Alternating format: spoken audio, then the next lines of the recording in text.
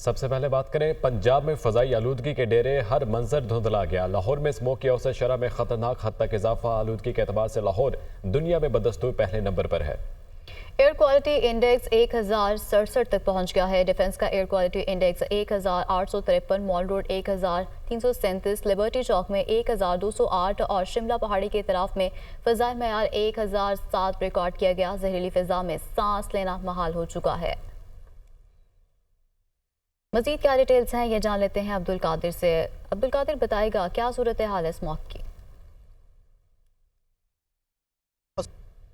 آج بالکل فصلوں کی باقیات کو جلائے جانے کے جو واقعات ہیں وہ مسلسل بڑھ رہے ہیں، جس کی وجہ سے صوبائی دارالحکومت لاہور میں جو سموگ ہے یا فضائی آلودگی ہے وہ خاصی حد تک بڑھ چکی ہوئی ہے۔ اس وقت کے ایئر کوالٹی انڈیکس کی بات کی جائے تو اس وقت بھی لاہور شہر جو ہے وہ دنیا کا فضائی آلودگی کے اعتبار سے آلودہ ترین شہر قرار دیا جا چکا ہے، کیونکہ جو ایئر کوالٹی انڈیکس ہے وہ 700 سے جو ہے وہ تجاوز کر چکا ہوا ہے۔ لاہور کے مختلف علاقوں کے ایئر کوالٹی انڈیکس کی بات کی جائے تو جو DHA فیز 8 ہے وہاں کا ایئر کوالٹی انڈیکس جو ہے 1300 سے زیادہ جو ہے وہ ریکارڈ کیا گیا۔ اسی طرح لبرٹی چوک کے گرد و نواح کا ایئر کوالٹی انڈیکس جو ہے 1200 سے تجاوز کر چکا ہے، جبکہ شملہ پہاڑی کا گرد و نواح کا جو ایئر کوالٹی انڈیکس یا فضائی آلودگی کا انڈیکس ہے وہ 1007 AQI ریکارڈ کیا گیا ہے۔ اس حوالے سے ماہرین کی جانب سے بھی یہی کہا جا رہا ہے کہ ماسک کا استعمال لازمی طور پر کریں اور جو پانی کا انٹیک ہے، واٹر انٹیک جو ہے وہ زیادہ سے زیادہ کریں تاکہ اسموک کے اثرات سے محفوظ رہ سکیں۔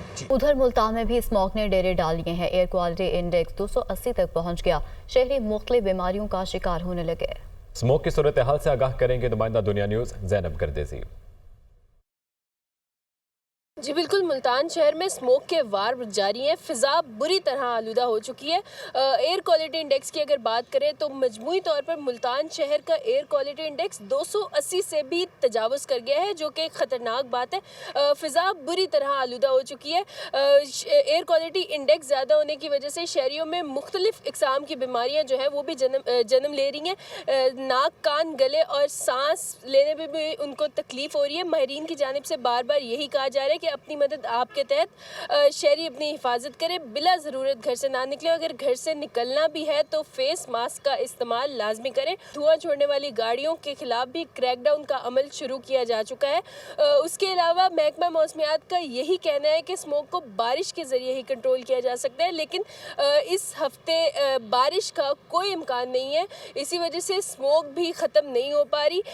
دوسری جانب موٹر وے کو بھی وقتاً فوقتاً بند کر رہے ہیں تاکہ کسی بھی قسم کے ناخوشگوار واقعے سے بچا جا سکے۔ جی توشہ خانہ 2 کیس کی سماعت آج اڈیالہ جیل راولپنڈی میں ہوگی۔ بانی PTI اور بشرا بی بی پر آج فرد جرم عائد کیے جانے کا امکان ہے۔ اسپیشل جج سینٹرل شاہ رخ ارجمند کیس کی سماعت کریں گے۔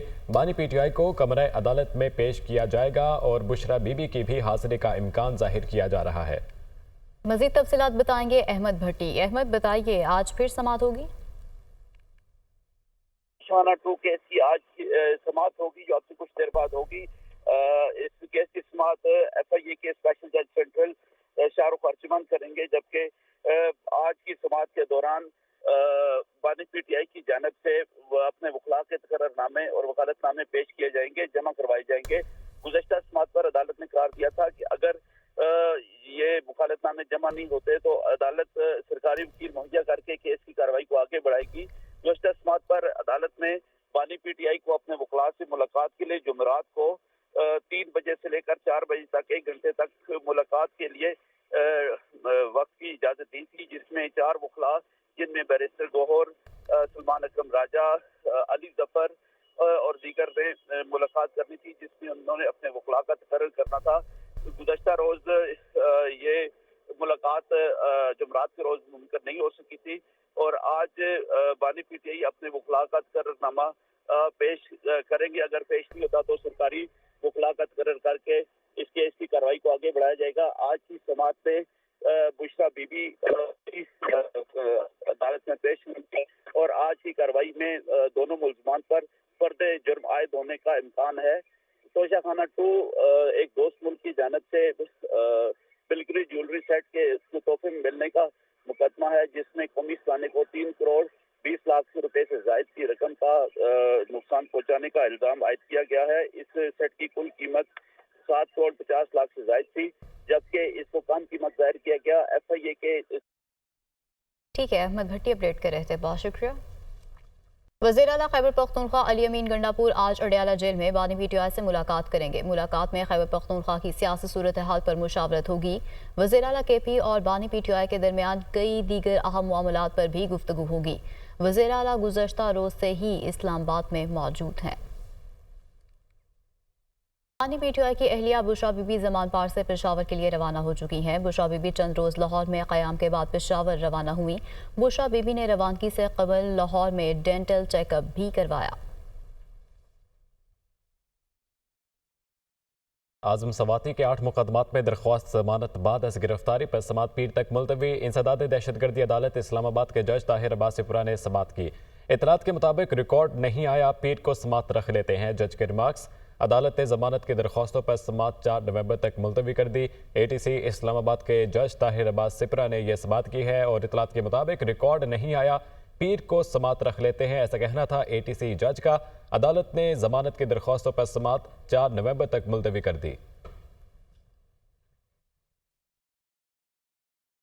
वफाकी वज़ीर इत्तलात अताउल्लाह तारर कहते हैं कि सऊदी अरब और क़तर के दौरे इंतहाई कामयाब रहे। सऊदी अरब की पाकिस्तान में मजमूई सरमायाकारी का हजम 2 अरब 80 करोड़ डॉलर हो गया।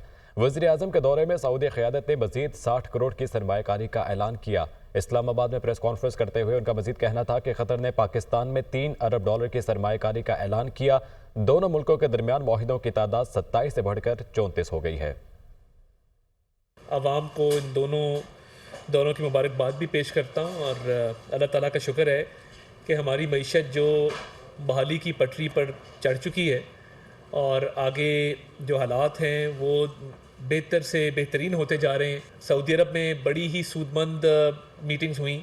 सऊदी अरब पाकिस्तान के ताल्लुकात को मज़ीद बढ़ाया जाएगा, सरमायाकारी को मज़ीद फ़रोग़ दिया जाएगा, तजारत को बढ़ाया जाएगा। तो सऊदी वली अहद की मीटिंग के बाद जो वज़ीर तजारत और उनके बाकी वज़रा के साथ डेलीगेशन लेवल टॉक्स हुई, अल्लाह ताला का शुक्र है कि उसके अंदर उन्होंने जो इन्वेस्टमेंट यहाँ पे कर रहे हैं वो 2.2 अरब डॉलर से बढ़ाकर 2.8 अरब डॉलर पर उसको ले गए हैं। कतर का वो 3 अरब डॉलर की सरमायाकारी पाकिस्तान के अंदर करेंगे। अमीर ऑफ कतर से जो मुलाकात हुई है और जो इक़्तिसादी ताउन को और कल्चर के शोबे में ताउन को आगे बढ़ाने पर इत्तफाक हुआ है, सरमायाकारी तजारत को आगे बढ़ाने में जो इत्तफाक हुआ है, उसमें मैं समझता हूँ कि जो ये 3 अरब डॉलर की सरमायाकारी है, इससे जो है वो बहुत ज़्यादा तक़वियत मिलेगी पाकिस्तान की मईशत को। और वो जो 27 MOUs थे वो अब 34 MOUs हो गए हैं।